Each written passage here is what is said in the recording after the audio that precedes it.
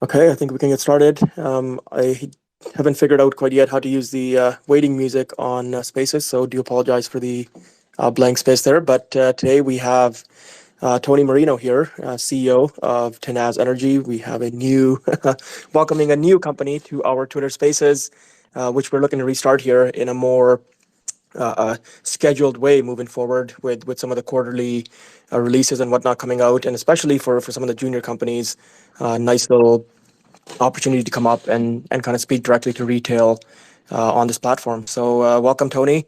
We'll just make sure once again that your mic is working, and then we can Uh, sort of get started here. Great, Shubham. It's a pleasure to be on here. Can you hear me okay? Yeah, you bet. Everything is fantastic. So if you are in the space and you are part of the com group or just interested in Canadian oil and gas in general, please feel free to share the link in the group chats or on your feeds. And yeah, we'll get. So I think we'll get started, Tony, with just an introduction on yourself, kind of what your background is, where you've worked, when you started as, and that'll give everybody a chance to get acclimated, and then we'll begin with the Tanaz focused questions after that. Thank you. Okay, for sure. Yeah, thanks so much, Shubham. First time for me on Twitter Spaces, a new way of explaining the company, and looking forward to doing it today. And I want to thank everybody who's hooked into this call. So, you asked for my background. I don't think it's, super important. Maybe really, it's about our entire team. But I'll say that I'm a petroleum engineer, MBA, CFA. Um, Spent a long time in the industry, longer than I would care to admit, probably. Uh, Going on 40 years since I began working as a petroleum engineer in California. But I have a pretty strong technical background from the very basics in the industry.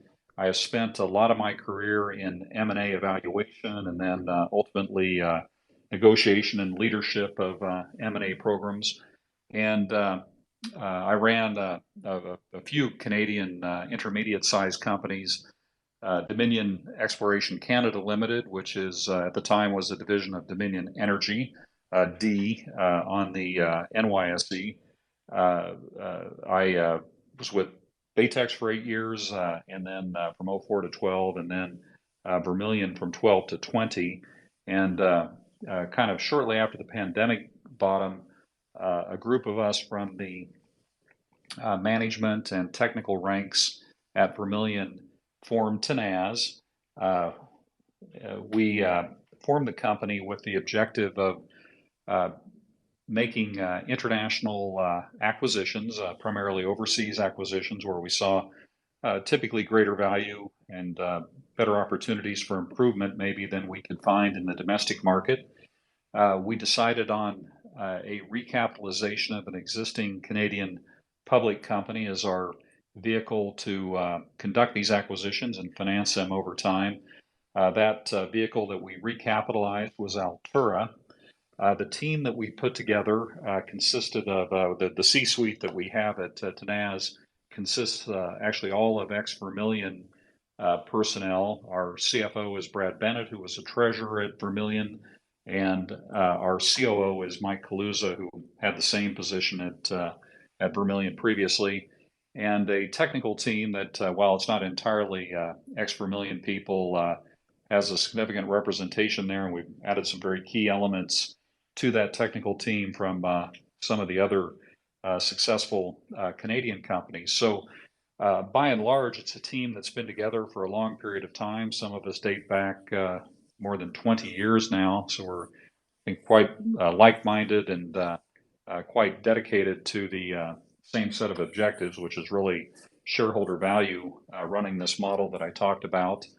Uh, and I'm sure we'll get into the company more, but with its primary focus being around the international acquisitions, we also have and received via the recapitalization of Altura a very strong project in Canada that we're continuing to develop and making some technical adjustments and improvements in to further improve its already strong economics.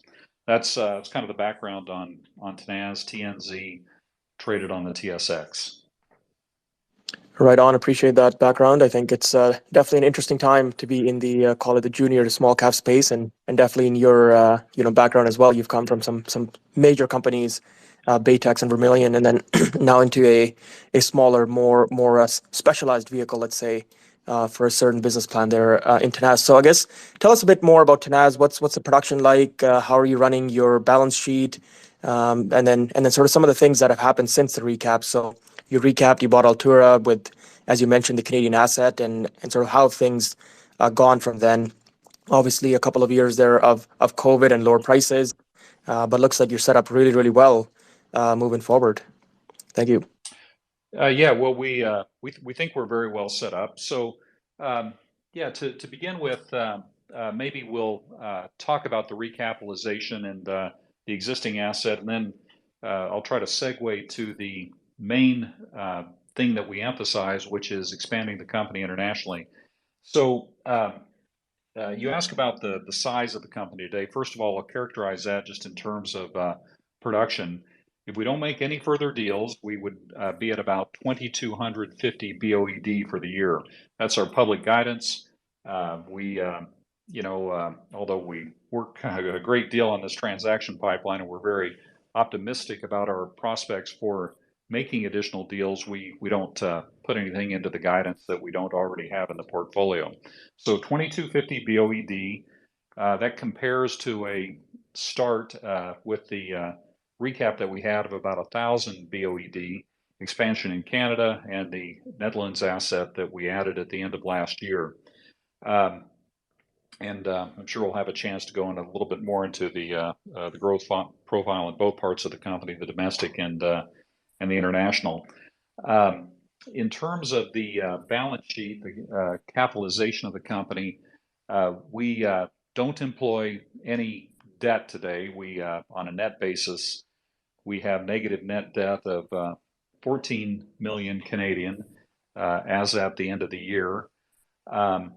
We do have a bank line that's unutilized at this point. It's undrawn at this point. 10 million from ATB. That is really just a pretty small credit facility that's based on the Canadian asset at this point. So that is the capitalization, quite a bit of liquidity for a company of our size. The public market cap is only about 60 million, and then to get to the EV, you would be taking off that negative net debt number. So that is where we stand today with the company size. Yeah, right on. No, thank you for that. I think just a quick reminder for everybody: the slides that Tony and I will be discussing are in the nest up by the where the title is. So if you are looking for that, you can have a look over there for sure. So I guess you mentioned the recap transaction, Tony. There's also the assets that came with it. So maybe before we get into the pipeline of new M&A that Tenaz is obviously focusing on, maybe let's have a quick discussion over the legacy assets and then the Netherlands transaction as well. So the Leduc Woodbend obviously came from Altura, a very nice geologic find, one of the biggest semi-conventional fields here found in the little bit. Looks like Tenaz has a low growth, cash flowing plan for this asset. Is that correct? And then how do you see this asset going forward and as a development throughout Tenaz? Okay, yeah. Thanks for that intro on Leduc Woodbend. So this is a conventional trap, a low but not ultra tight permeability conventional oil field that Altura found. And actually it's really a great credit to Altura that they were able to identify this field at a shallow depth that I'll point out right now that Altura was founded and run by David Burkhardt, who is with us as SVP in our operating group. He was the CEO of Altura, and it was his company. But by the way, we had worked with David previously at Vermilion. He had run our French unit, so we knew him pretty well, and we were made it, I think, more possible to do the recap given our previous work together and confidence that we had in him and that he had in the team that we had assembled for Tenaz. And again, a real credit to David for and his team at Altura for locating this field.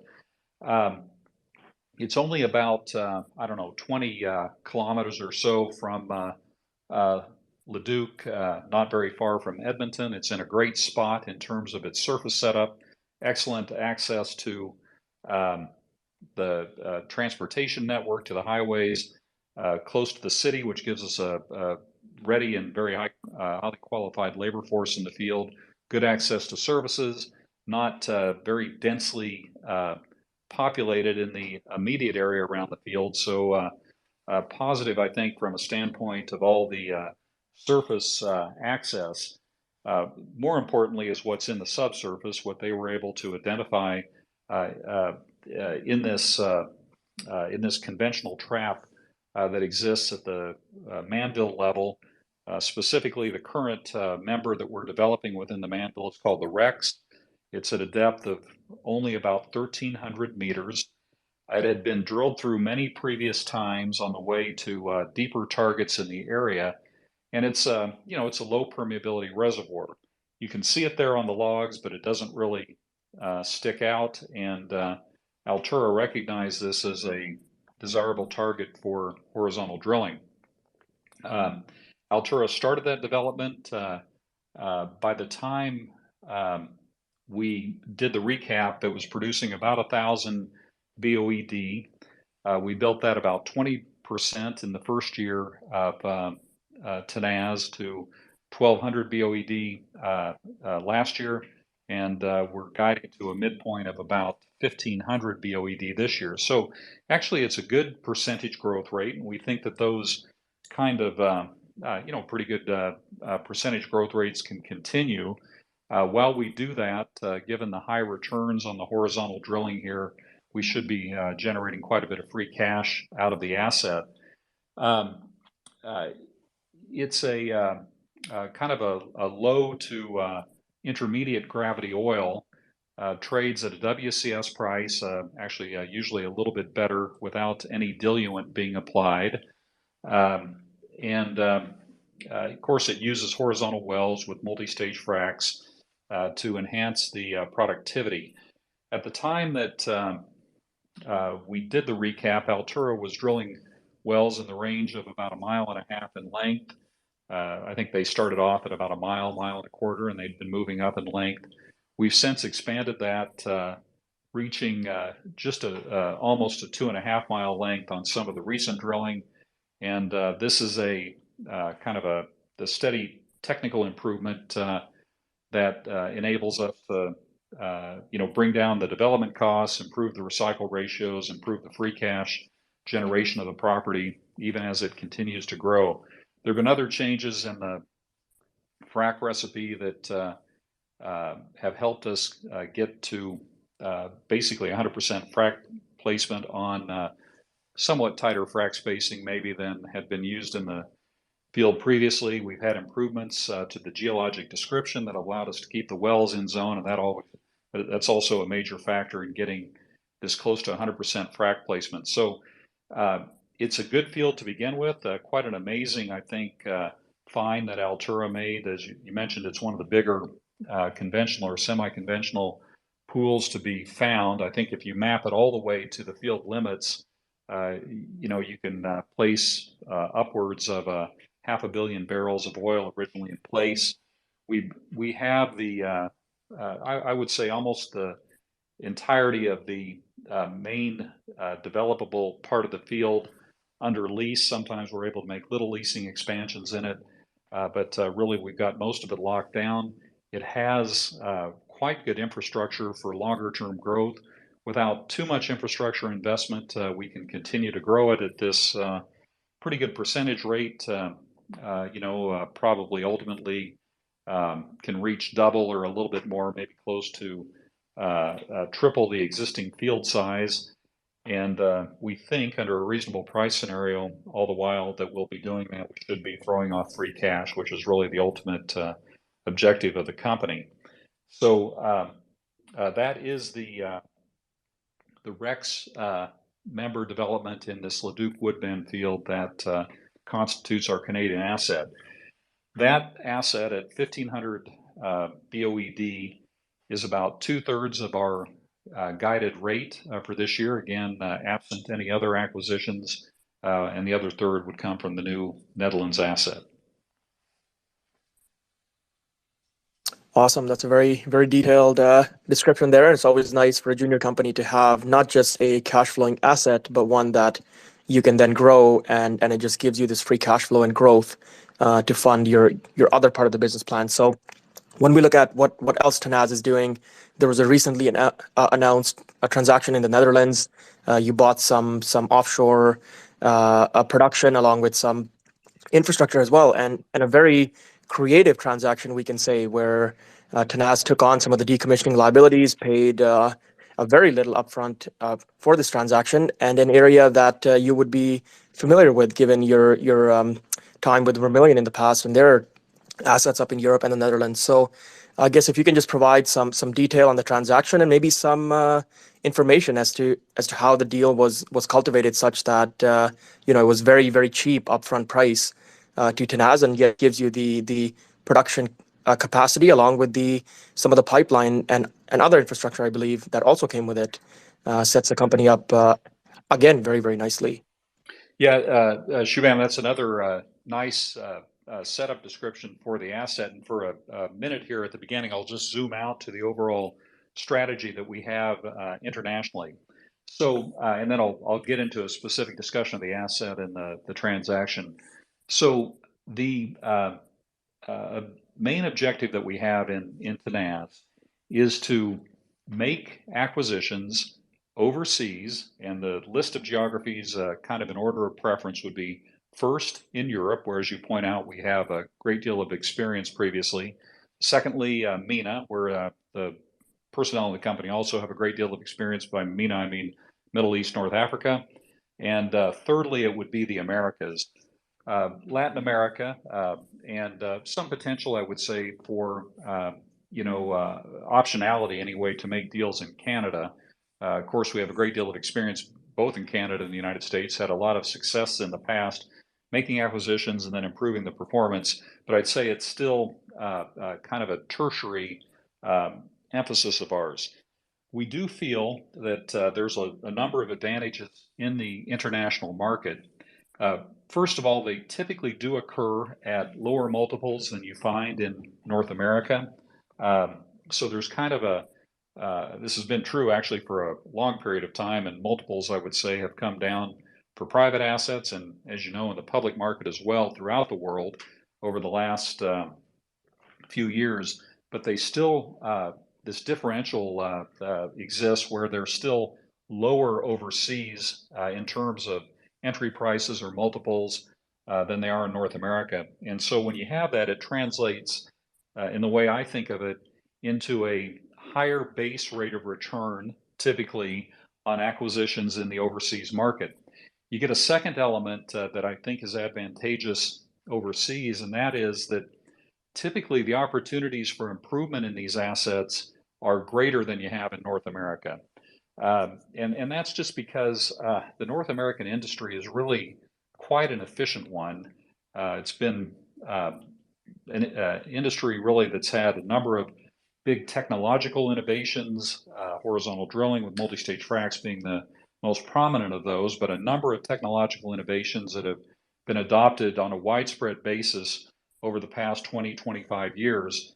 And it's really made the companies much more efficient on top of a very demanding capital market, really a very competitive kind of dog-eat-dog industry in the domestic market. And it means that the companies are much more efficient than they have been in the past. And I would say, our experience is that they're much more efficient in the North American industry than they are overseas.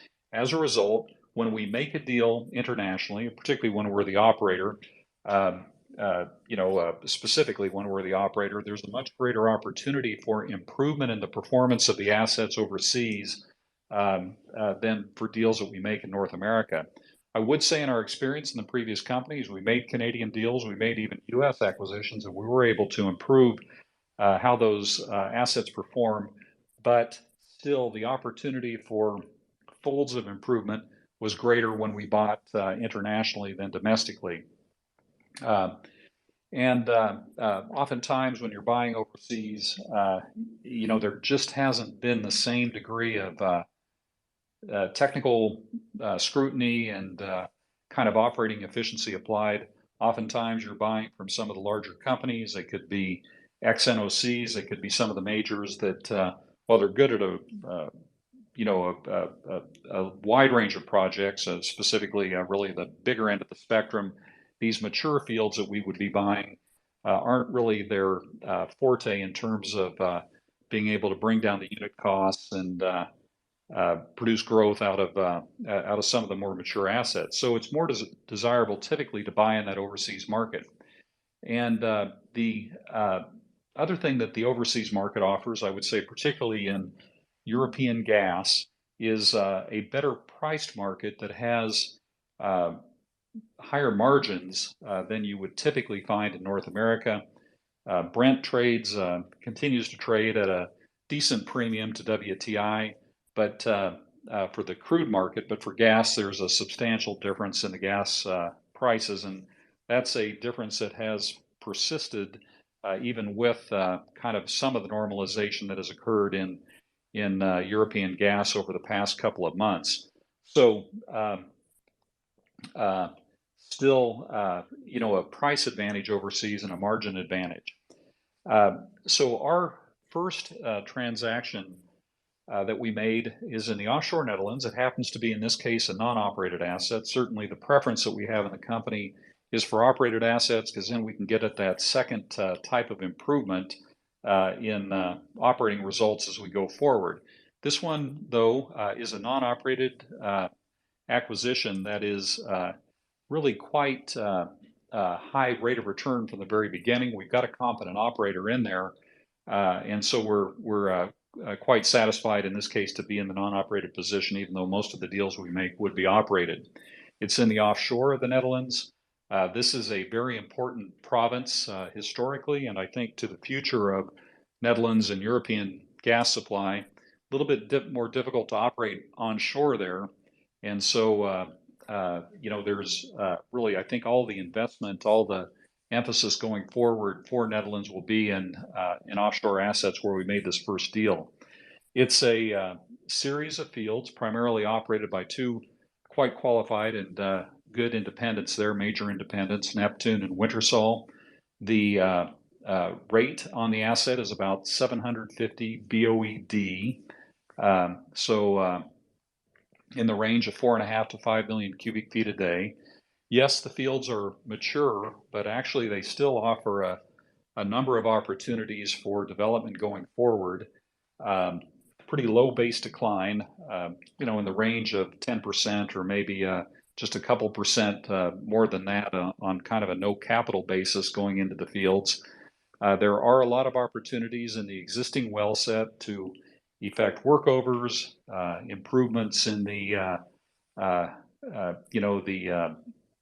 production systems for these wells that can change that decline rate. In fact, if you looked at the period before the acquisition, we kind of look at the end of 21 to the end of 22 at the time that we made the deal, the property was about at the same rate as it had been a year earlier.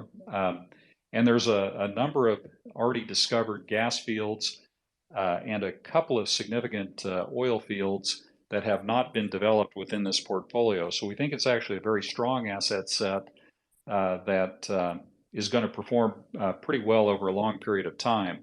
There is abandonment liability that goes with it. And the way we structured our transaction was to post security for that abandonment up front, take on the abandonment liability, and make through that this acquisition from a meaningfully sized private U.S. company that was refocusing its operations to the lower 48. So that's how we made the deal, and assets are going to throw off, we think, a lot of free cash and really offer surprisingly good opportunities in a mature set of fields for maintaining that rate and even driving it up going forward. On top of the upstream assets that we got at that 750 BOED, all European gas, uh, we got about an 11% interest in a midstream gathering system called NGT. It covers about 1/3 of the Netherlands offshore industry, gathering gas for a variety of operators. It's been a pretty stable source of income over the past over a long period of time, and we project that that's going to continue going forward.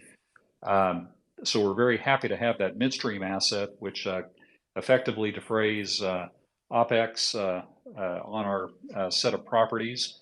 And actually, it's got a third optionality for the longer term, and that is that these fields, as they deplete, are well suited for carbon capture and storage. And the operator there has identified the potential for a pretty large CCS project, which would do a couple of things for us. We'd be an investor in it as long as it offers significant rates of return. That's still to be determined, but we're optimistic about that. That perhaps the project can be developed at competitive returns, and it would give us actually, if it goes into CCS operation, it would defray our carbon signature all the way up to about roughly 50,000 BOED, perhaps even higher, if it's continued to be additional fields or continued to be placed into CCS operation over time. So a number of significant advantages to the deal: a good upstream asset with a lot of free cash, a midstream asset that'll produce income fairly steadily over a long period of time, we think, and then this long-term CCS potential. Right on, absolutely excellent. I think there's definitely some opportunity in these kinds of transactions where the majors are not only looking, well, majors and bigger companies may be looking to exit these assets. They don't want the CO2 signature anymore. They don't want the decommissioning liabilities, and companies like Tenaz can come in and purchase them for strictly just putting up the bond there and kind of taking advantage of that. And then as you mentioned, the carbon price in Europe is about $130 Canadian per ton. So a lot of potential here to not just take away your carbon signature, but to possibly sell those credits as time goes on, and it becomes a secondary sort of free cash flowing stream. So just a little reminder, we're about halfway through this discussion here with Tony, CEO of Tenaz Energy. If anybody would like to come up and ask questions from the audience, please just press that mic button on the bottom left, and we can get you up here. So while people kind of think about that and come up, Tony, I guess I'll ask you the $1 million question. Is obviously you were in Baytex when we had that cycle from '04 to '08, and then the recession, and then we came up to 2012.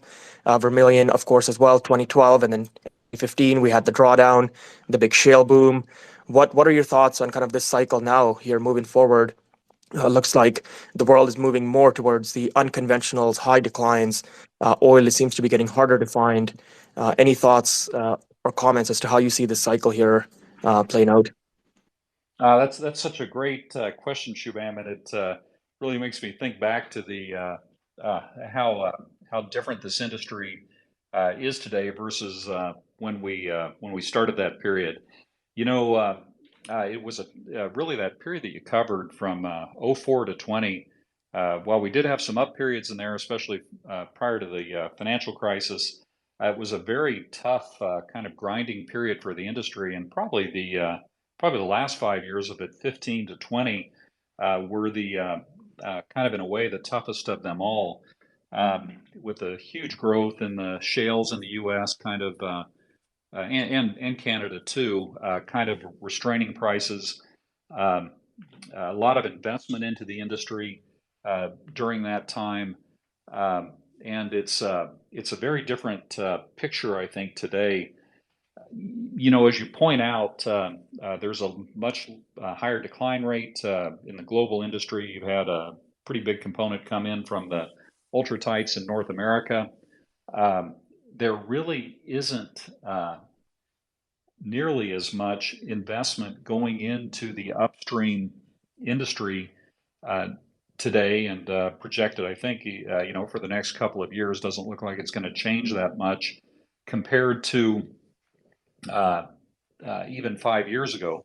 5, 6, 7 years ago, we have a bigger industry today. There's higher global demand and production balancing, of course. Now 102 million barrels a day for oil, a much, much larger global gas industry. And so, um, despite the technical improvements that have occurred, it seems to me that we're going to need much larger investment levels to balance the market. Either you have to balance it at current prices through having more investment, or you're going to need higher prices to balance the supply that is available. You can't have demand go up forever, I think, and expect to call forth that corresponding supply at current prices. And I don't think you're going to get that with the amount of investment that's going into the industry today. So, looking forward, I think the fundamentals are pretty well set up. Every day in the commodity markets, there's these conflicting forces, concerns about near-term demand, about the mini financial crisis today that exists in the U.S. banks. All these things that we focus on in the near term, but what I think the fundamental story is that to me, I don't think there just is not enough investment going into the industry to balance the market where we are today. That would be the bull commodity case, for oil and gas. Yeah, I believe there's many of us in the room who would agree with you and have our money invested in that exact thesis sort of playing out, especially with the lower for longer cycle we had. I mean, that was a 5 to 6 years of no investment in exploration or conventional oil major projects for that matter. So I guess we can dig into that just a little bit deeper. What do you think has changed in terms of the junior company market since 2010 to 14? We had hundreds of junior companies in the Canadian oil and gas space back then. People would take risks, go and drill vertical wells, do a bit of delineation, wildcatting. The capital markets were pretty good. You could go out and raise money. The regulatory system maybe was not as tight as it is now, and Tenaz being one of the few now that are call it sub 5,000 BOEs per day at this point. How do you think that market has changed, and does it really restrict that investment coming in if smaller companies can't come in, get a bunch of capital and go out and spend it, as far as the exploration or the increase in supply that is required to kind of hurt the bull case, let's say, over the next few years? Yeah, well, I mean, I think as you put it there, you kind of illustrate in our current segment of the market, these small caps, the difficulty in getting investment into the industry, and this problem, in a way, or this underinvestment, actually occurs really throughout the size spectrum in the industry, but for different reasons maybe than it does in the small cap. So you get to the very, very large companies, it's more of a voluntary decision that they've made to return capital via buybacks and dividends to a much greater degree in the past, and that's sort of as sort of the reinvestment picture at the big end. At the small end of the industry that we're dealing in, with Tenaz being a growth company, certainly aspiring to get up to full mid cap size, at least mid cap size, putting maybe a 5 year target on it. And for us, that size, that bogey that we use would be in the range of 100,000 BOED. Of course, ultimately, we're not volume driven, we're value driven, but it's a good way to kind of characterize where we want to get to have kind of capital market scale and operating scale in the areas that we're going to be focusing on. But currently, we're in the small end of the spectrum, and for sure, it's more difficult, I would say, for the small companies to finance than it was previously, and it kind of occurs actually on both sides of the balance sheet. Bank lending, which used to be a staple really of companies throughout the size distribution in the industry has been restricted for sure. This was a relatively low cost source of capital and one that uh, was previously pretty reliable. To a significant extent, it's been withdrawn. In our own case, we have expanded the bank line available to Tenaz from the levels that existed at Altura, but it's still, our bank line of 10 million is still small, I would say, in comparison to the long-term aspirations of the company. Presumably, it will grow over time uh, as our company gets bigger, and maybe we place a little bit more emphasis on having that available to us. Currently, we're not drawing on it, so it's not really critical to us. Equity markets have certainly changed over this period of time. The asset management business changed so much with, you talk about the consolidation that we saw in the oil and gas operating companies. Well, there's been a tremendous consolidation as well in asset management. And so it has changed the way that companies in Canada or the US or really worldwide would go about raising money. And I think this Twitter channel that we are on today is an example of that.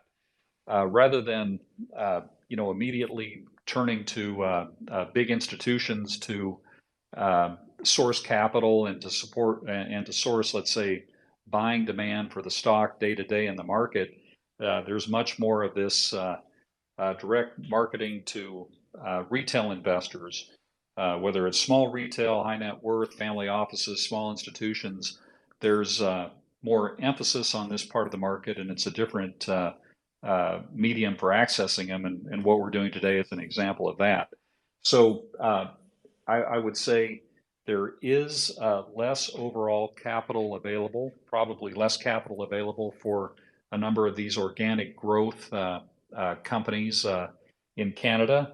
And it means you have to work harder to raise money when you want to expand the company. Now, for us, in the organic part of the company, we're self-financed.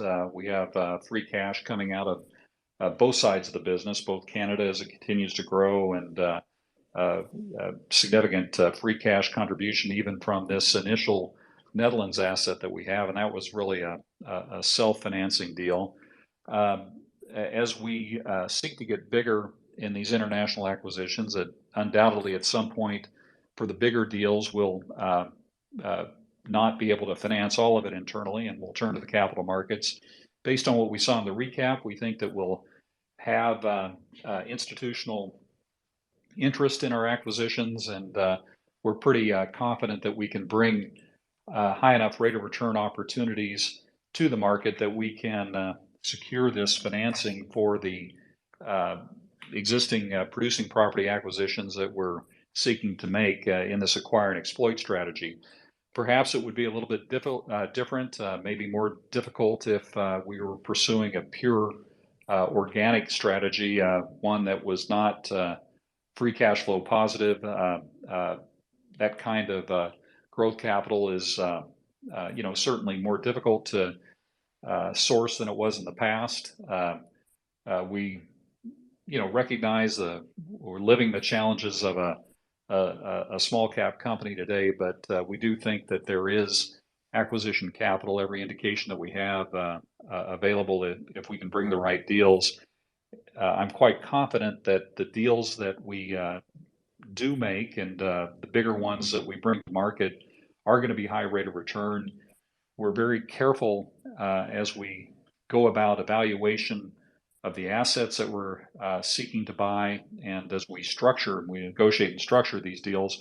Done it for a number of decades, and we've I think had quite a strong track record of being able to develop high rates of return, as I mentioned earlier, in the initial deals and in the subsequent operating improvement on those assets.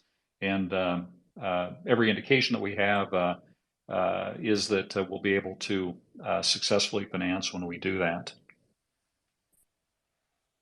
Right, and there's no I guess clearer example than the changing climate in small cap space than maybe Tenaz's balance sheet itself. I mean, you've got 55 to 60 million of market cap, and then you're holding 14 million of what is effectively net cash, which is something you would never hear in 2010 to 14. The companies would be levered up, and they were looking for 3x debt to EBITDA multiples as their low end and whatnot. So definitely changing times, and I think one that maybe some of the newer investors who look at oil and gas are not fully aligned with, because they look at oil and they say, "Oh, this is a high risk climate where companies could go under. I could lose all my money." But how exactly is a company with 14 million net cash on the books a high risk company? So just something that I think we in the oil and gas industry, both as I guess on your side as management and board, and then on our side on the retail investor side, are trying to get this message across to some of the call it non-oil investors, bring some more interest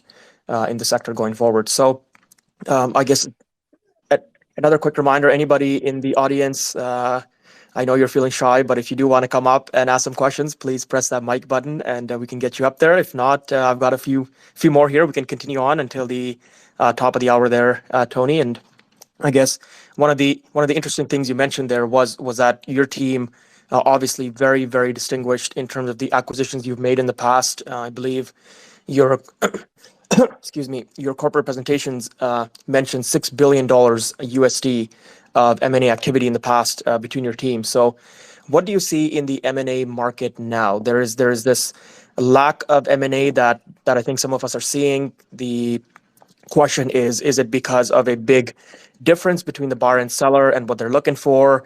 Are the right properties just not available with the right runway and drilling locations? Is there a just lack of capital available for M&A? You mentioned that maybe that is not the problem. I guess any other thoughts you can share on the M&A side of things, especially in Europe or MENA, where some of us have less of a insight as to what's happening in those areas.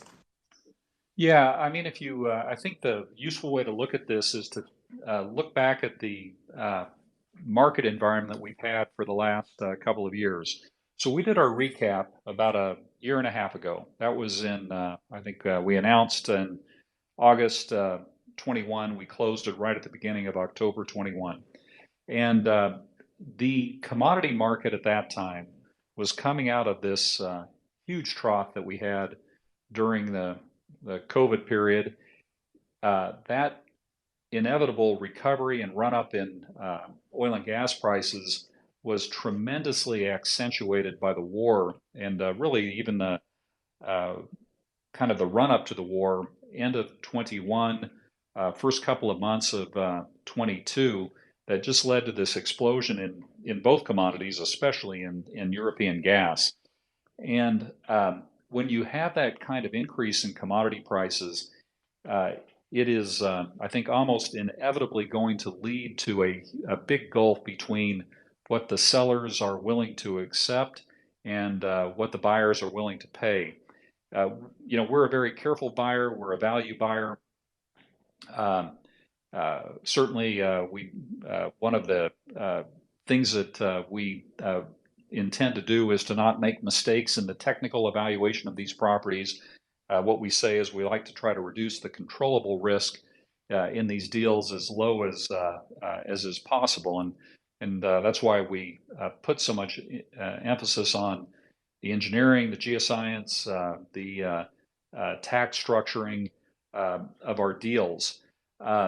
We still have commodity risk, though. We still have the commodity cycle to deal with. And what we faced there in the first half, really maybe the first three quarters of 22, was we were still in the midst of or at the plateau of a huge run up in commodity prices that occurred. So during that time, sellers were generating so much cash out of these properties that the kind of offers that a value buyer like Tenaz would make were just not going to be, uh, enough, I think, for the sellers to part with the properties.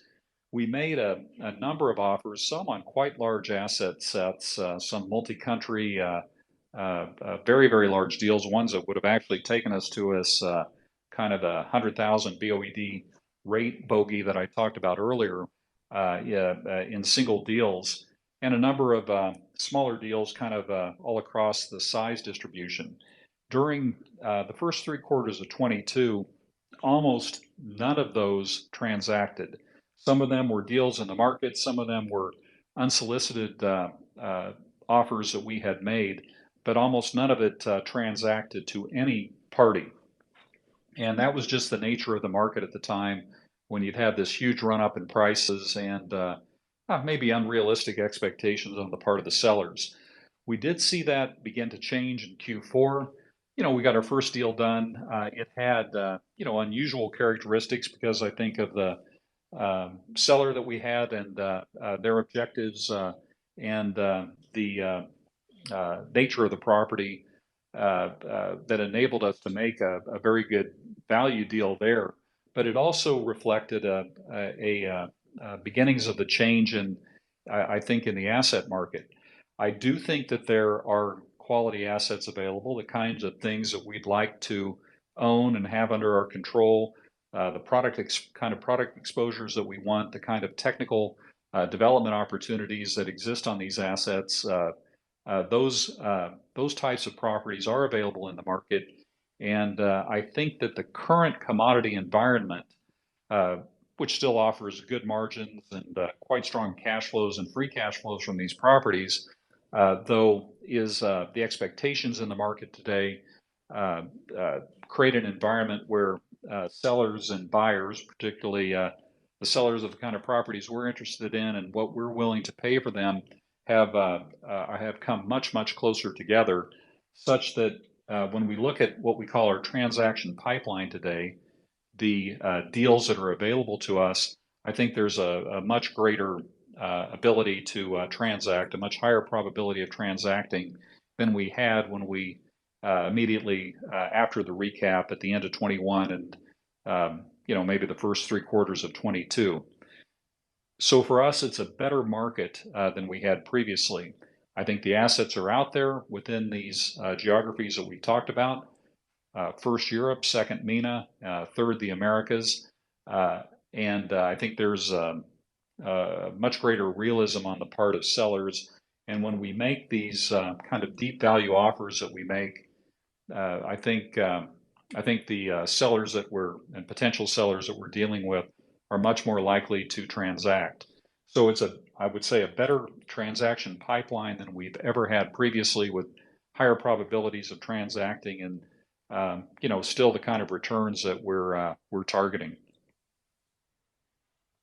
Yeah, that's a phenomenal way to put it. And I think one of the things that when I first started looking at Tenaz, it was very interesting to me is that yes, you do have the Leduc Woodbend and you're making these deals, but really you are on the hunt for a absolutely massive transaction that's going to bring the company up to the high 5 figures or even the low 6 figures all at once. And that sort of transaction may not be available in North America, but it is available in sort of other assets across the world. So appreciate you giving us the color on that. And then as far as and Shubham, I'd say on that, we do look all along really the size spectrum. I mean, we did make offers on these quite large deals like you just talked about.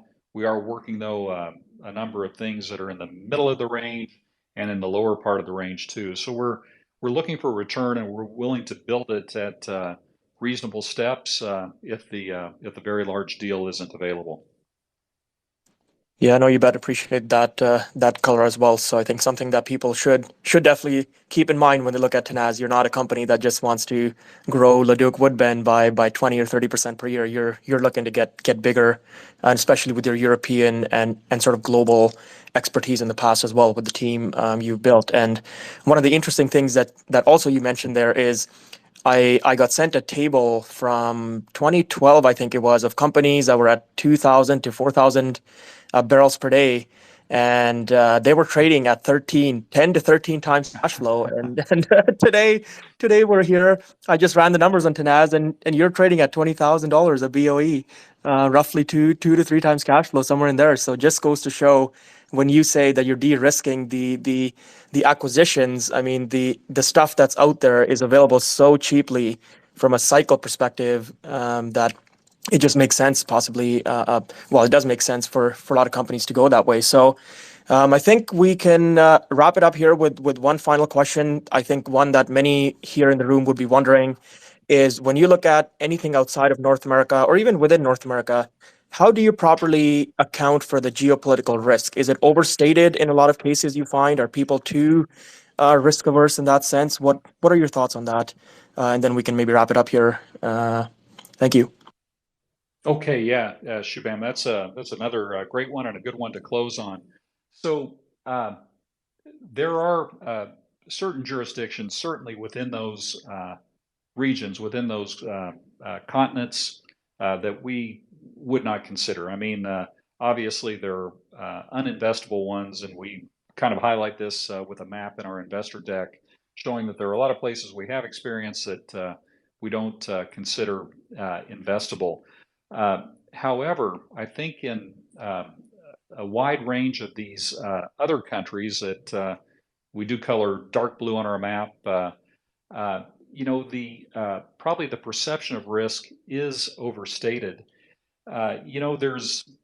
There's some degree of risk in every jurisdiction, even in Canada. You can see this in with royalty changes that sometimes occur. Oftentimes overseas, you've got very, very long periods of uh, consistent fiscal regimes, and that has not always been the case in Canada. To use one example, even the United States has its own history further back of significant taxation changes. So I'm not sure that the geopolitical risk is in fact that much higher, or that much higher in these overseas jurisdictions. We do make an assessment of it. Um, uh, I do think that a lot of these countries, with their own balance of payments difficulties that they have in energy, are seeking much more investment into their energy sectors. And for that reason, they know that they're kind of limited in their ability to have inconsistency or have volatility or have a perception develop that they're not good places to invest in the upstream. So I actually think that frequently the geopolitical risk is overstated. Maybe because of this perception and the lack of kind of qualified buyers or capable buyers in a number of these markets, you have much lower competitive intensity for assets. That's why they go off at a lower multiple, I think, than they do in North America, most fundamentally. And it actually works to our advantage. Probably the geopolitical risk isn't as much higher as the asset market reflects, and that's why we're able to make higher rate of return deals at entry. And then certainly you get the greater opportunity for improvement as you go forward with the properties. Fantastic. I think that's a great point to kind of leave it there. Really appreciate your time here, Tony. It was a pleasure having you on and having a little brief discussion here on Tenaz. For those who are maybe new to the company, at tenazenergy.com, they have a corporate presentation on there which references the map that Tony was talking about as far as the acquisition candidate countries. And yeah, we'll look forward to following the story here as time goes on, and maybe have you back up here at a later point in the year here as well, Tony. So really appreciate your time, and I hope you enjoyed it. Oh, I certainly did, Shubham. That was a great set of questions, and it was a totally fun discussion for me to have, and look forward to the chance to talk to you again. I thank all the listeners who tuned in as well. Right on. No, appreciate that, and hope everybody has a great night. And I believe Tenaz also has a investor relations email on their website if anybody has any further questions. And hope everybody has a great rest of the day here. Cheers. Okay. Thank you, Shubham. Goodbye.